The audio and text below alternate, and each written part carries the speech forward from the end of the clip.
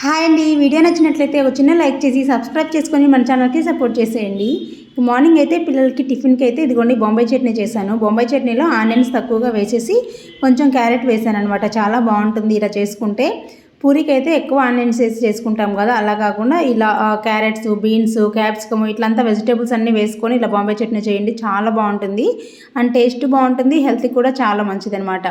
మా ఇంట్లో అయితే మా బాబుకి, మా పాపకి, నాకు ఈ బొంబాయి చట్నీ అంటే చాలా ఇష్టం. అందుకని అప్పుడప్పుడు ఇలా చేస్తూ ఉంటాను. ఇది చేసిన రోజు మాత్రం కొంచెం ఎక్కువగా చేసుకొని ఫ్రిడ్జ్లో పెట్టుకుంటాను 2 రోజులు తినడానికి.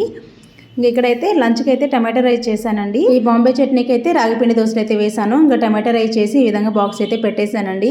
ఇంకా యాజ్ యూజువల్ డైలీ మజ్జిగ అయితే ఉంటుంది. మజ్జిగతో పాటు కొంచెం జామకాయ పెట్టాను, అలాగే జీడిపప్పు, డేట్స్ పెట్టాను, వేపర్ పెట్టాను కొంచెం. ఈ విధంగా అయితే బాక్స్ పెట్టి పంపించేశాను. వీళ్ళు స్కూల్కి అయితే వెళ్ళిపోయారండి. వీడియో నచ్చితే లైక్, షేర్ అండ్ సబ్స్క్రైబ్.